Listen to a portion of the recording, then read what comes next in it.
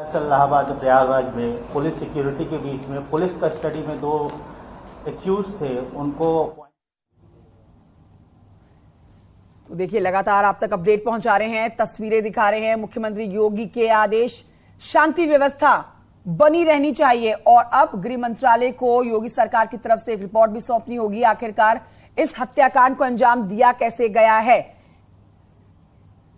सीधे रुख करते हैं असदुद्दीन ओवैसी की प्रेस कॉन्फ्रेंस की तरफ।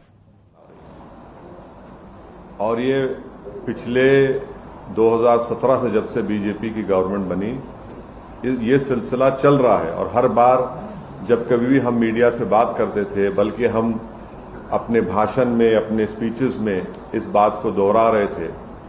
मगर अफसोस इस बात का है कि आप लोग सिर्फ ये समझ रहे थे कि हम रेटरिक के तौर पर उसका इस्तेमाल कर रहे हैं।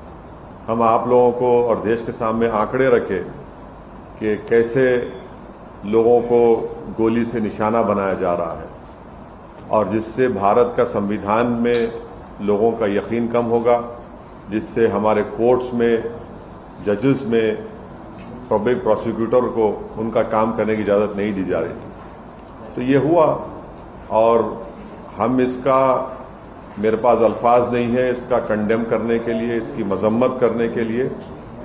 मगर एक बात यकीनी है कि ना सिर्फ भारत के मुसलमान बल्कि पूरे भारत के वो सिटीजन्स जो रूल ऑफ लॉ पर यकीन करते हैं, जो कोर्ट्स पर यकीन करते हैं, जो संविधान पर यकीन करते हैं, वो आज अपने आप को कल की इस दरिंदगी और बेदर्दी के साथ जिन लोगों को मारा गया, जो जुडिशियल कस्टडी में थे, जुडिशियल कस्टडी में थे, उन पर कन्विक्शन हो गया था, उनको अदालत से, वो जेल से लाया जा रहा था किसी और एक और केस में इंट्रोगेशन करने के बाद, तो उसको आप जुडिशियल कस्टडी भी बोलेंगे, पुलिस कस्टडी बोल सकते हैं। मगर ना सिर्फ मुसलमान बल्कि हर वो भारत का नागरिक जो अपने आप को, अपने मुल्क पर फख्र करता है इसलिए कि यहां पर संविधान है, कोर्ट्स है, उसको इस बात का फख्र है कि पाकिस्तान से एक आतंकवादी आकर भारत के नागरिक को जान लिया था तो हमने उस पर कोर्ट में केस चलाकर उसको सजा दी। आज वो सब लोग कमजोर और अपने आप को गैर महफूज समझ रहे हैं, वो अपने आप को कमजोर और गैर महफूज समझ रहे हैं। कल का जो मर्डर हुआ है, ये कोल्ड ब्लडेड मर्डर कहते हैं, उसको देखने के बाद हर वो भारत का नागरिक जो भारत के संविधान पर यकीन करता है, भारत की अदालतों पर उसको यकीन है, आज वो अपने आप को कमजोर और गैर महफूज समझ रहा है।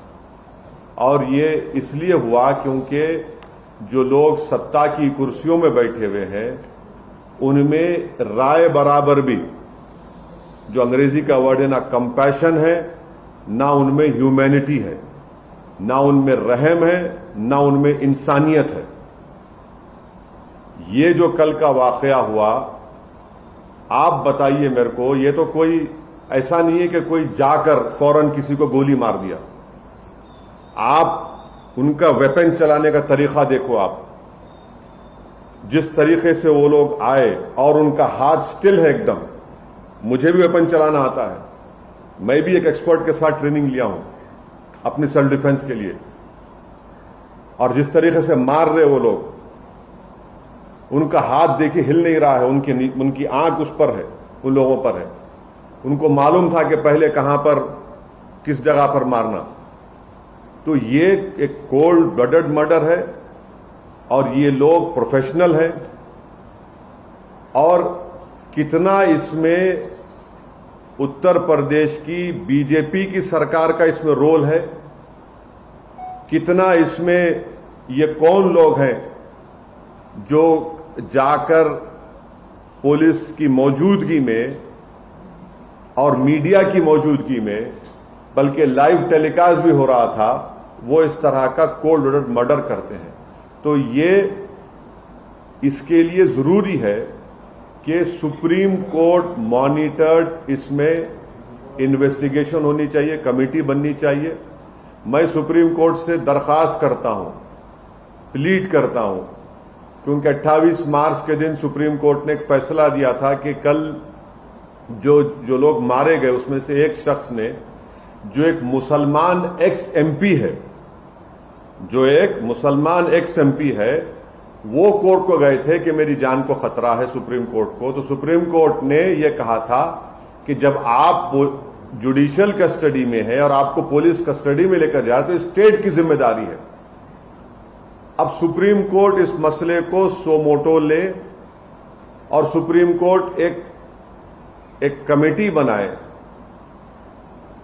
सुप्रीम कोर्ट एक इन्वेस्टिगेशन टीम बनाए, टाइम बाउंड तरीके से उनको टाइम दिया जाए और उस इन्वेस्टिगेशन टीम में उत्तर प्रदेश का कोई भी ऑफिसर ना हो। एक टाइम बाउंड तरीके से वो इन्वेस्टिगेशन टीम बननी चाहिए जो सुप्रीम कोर्ट को रिपोर्ट करे और एक टाइम बाउंड मैनर में वो इन्वेस्टिगेशन मुकम्मल होना चाहिए। क्योंकि ये बात कोई भी यकीन नहीं कर सकता कि ये लोग सिर्फ उठकर आए, कौन इनको बोला वहां पर, इनका बैकग्राउंड क्या है और कैसे वो लोग इस तरह घुस गए वहां पर और क्यों पुलिस ने उनको रोका नहीं।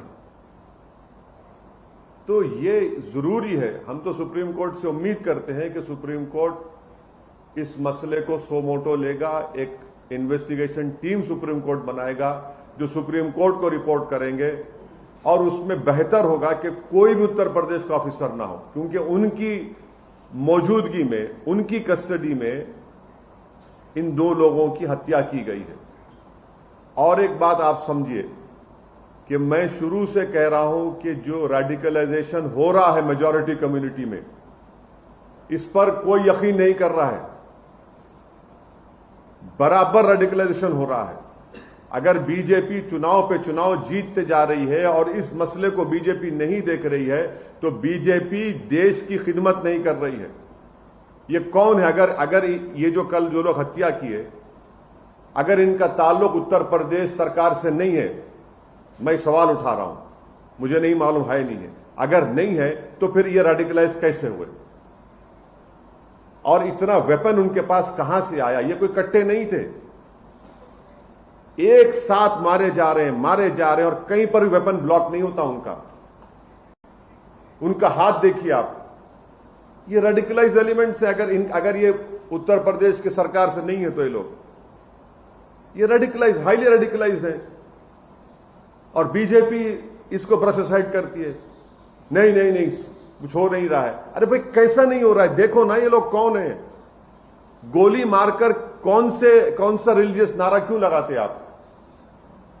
इनको आप आतंकवादी नहीं कहेंगे तो क्या कहेंगे? देशभक्त कहेंगे इनको आप? क्या इनको आप फूल का हार पहनाएंगे ले जाकर ये लोग? और जो लोग टीवी के स्टूडियोज में बैठकर जश्न मना रहे थे एनकाउंटर का, शर्म से डूब मरो तुम लोग वल्चर्स हो। अब खाओ उन लाशों को जो पड़ी हुई वहां पर। तो AIMIM के